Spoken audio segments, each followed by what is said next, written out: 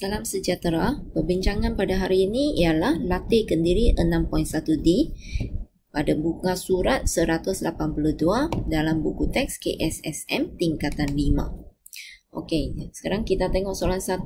Diberi bahawa sudut theta seantara 0 hingga 360 darjah. Hitung sudut theta bagi step yang berikut. Bundarkan jawapan kepada satu tempat perpuluhan.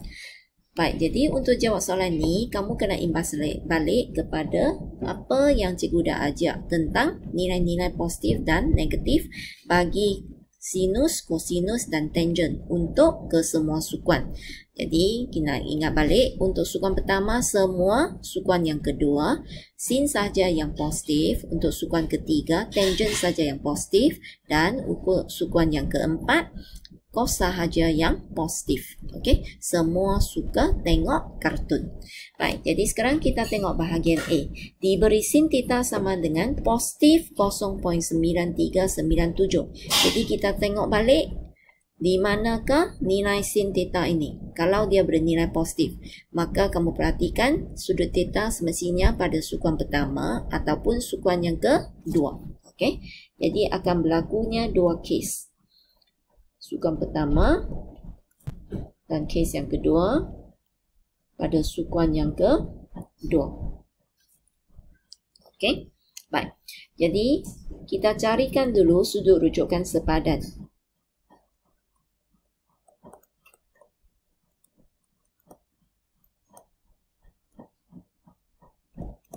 Iaitu alpha sama dengan shift sin 0.9397. Okey. So kalau kamu tekan daripada kalkulator, kamu akan dapati nilainya ialah 70. Okey. Baik. Jadi dari sini kita boleh dapat hitungkan sudut theta. Kalau dia berlaku pada sukuan pertama, maksudnya ambil terus 70. Ataupun kalau berlakunya pada sukuan yang kedua, maka sudut alfa yang 70 ini terletak di sini. So, kita ambil 180 tolak 70. Maka kamu akan dapat dua nilai bagi sudut theta. 70 atau 120. Okey, sekarang kita perhatikan bahagian B. Untuk bahagian B, diberi cos theta sama dengan 0.9336. Jadi, hal ini juga sama. Kena pastikan dulu sudut theta terletak pada sukuan yang keberapa. So, kamu akan perhatikan sudut theta terletak pada sukuan 1 ataupun sukuan yang keempat. Okey.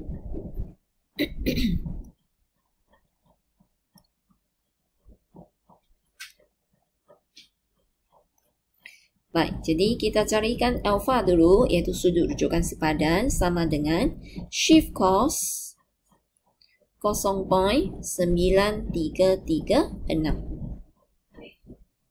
Okey.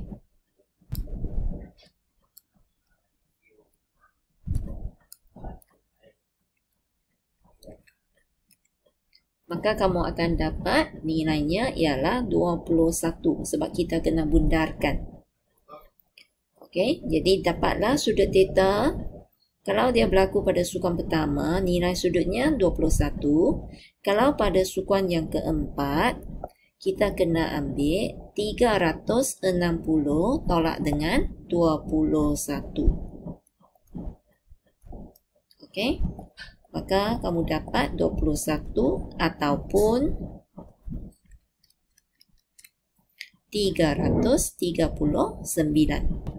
Okey, kita tengok C pula. Untuk C, tangent theta sama dengan 0.8391, nilainya positif. Jadi, tangent akan bernilai positif apabila sudut terletak pada sukuan 1 dan sukuan yang ketiga, iaitu keadaan yang cikgu tunjuk.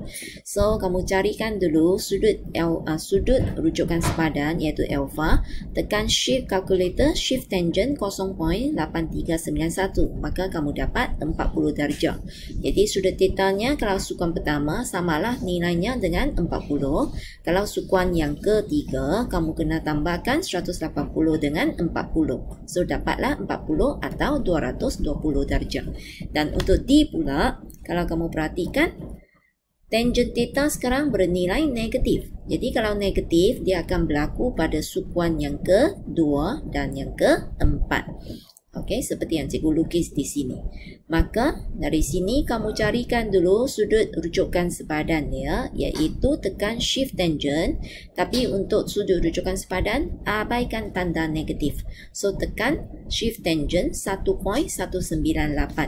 Maka dapatlah 50.1. Kalau bundarkan kepada satu tempat perpuluhan ikut soalan. Okey, maka titanya yang pertama kamu ambil 180 tolak dengan sudut alfa, iaitu 50.1, ataupun kalau sukuan yang keempat maka alfanya terletak di sini. So kamu ambil 360 tolak 50.1, maka dapatlah 129.9 atau 309.9. Untuk I pula, cos theta bernilai negatif. Kalau negatif, cos akan berlaku pada sukuan yang kedua dan yang ketiga. Okey, jadi ini lukisan dia. Baik, jadi carikan dulu sudut rujukan sepadan, iaitu tekan shift cos 0.6018 dan abaikan tanda negatif. So dapatlah 53 darjah. Jadi sekarang kita carikan sudut theta ni dengan untuk sukuan yang kedua, sudut rujukan sepadannya di sini 53 darjah. So kamu kena ambil 180 tolak dengan 53. Manakala untuk sukuan yang ketiga pula kena tambah, sebab sudut rujukan sepadannya terletak di kawasan yang cikgu label sebagai merah itu. So kena ambil 180 tambah 53. Jadi dapatlah 233 atau 200 So, untuk yang pertama silap lah. Okey, jadi kalau kamu tolak, kamu akan dapat jawapannya ialah 127 atau 233. Okey, kita sambung pula bahagian F. Untuk F pula, sin theta adalah negatif. Kalau untuk sin yang bernilai negatif akan berlaku pada sukuan yang ketiga dan keempat. Jadi, kamu tentukan dulu sudut rujukan sepadan dengan tekan shift sin, iaitu 0.7314. Abaikan tanda negatif.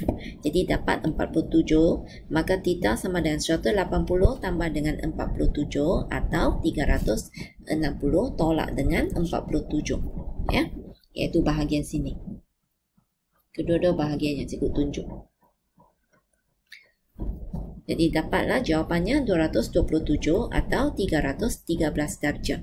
Seterusnya untuk G juga sama. Cos theta adalah bernilai negatif, maka dia berlaku pada sukuan yang ketiga dan keempat. Okey? Sukuan yang kedua dan ketiga. Baik, jadi kalau kamu perhatikan, jadi kita carikan nilai sudut rujukan sepadannya, tekan shift cos 0.5829. Sekali lagi abaikan tanda negatif. Jadi dapat 54.3. Seterusnya kirakan sudut theta, iaitu kalau pada sukuan yang kedua di sini, kalau sukuan yang ketiga di sini. Jadi untuk sudut thetanya kita ambil sukuan kedua kena ambil 180 tolak dengan 54.3 dan sukuan yang ketiga pula ambil 180 tambah 54.3. Jadi dapatlah 125.7 atau 234.3. Untuk H pula, sin theta adalah nilai negatif. Jadi sin nilai bernilai negatif akan berlaku pada sukuan yang ketiga dan keempat. Jadi tekan sekali lagi kalkulator untuk dapatkan sudut rujukan sepadan, shift sin 0.8395. So dapatlah 57.1. Kemudian kamu carikan sudut theta. Kalau pada sukuan yang ketiga kita kena tambahkan 180 dengan 57.1. Dan kalau pada sukuan yang keempat pula kita kena tolak 360 darjah tolak dengan 57.1. So dapatlah 237.1 atau 302.9 darjah. Untuk bahagian I pula, tangent theta sama dengan 0.7391 yang bernilai positif. Jadi ia akan berlaku pada sukuan pertama dan juga sukuan yang ketiga. So, kamu carikan dulu daripada kalkulator sudut rujukan sepadannya. So, shift tangent 0.7391 dapatlah 36.5 darjah. Maka sudut theta kalau pada sukan pertama ambil nilai sudut rujukan sepadannya, atau kalau berlaku pada sukuan yang ketiga, kamu kena tambahkan 180 darjah dengan 36.5 darjah. So, dapatlah dua-dua jawapan ini. Baik, itu sahaja perbincangan untuk soalan 1. Sekian, terima kasih.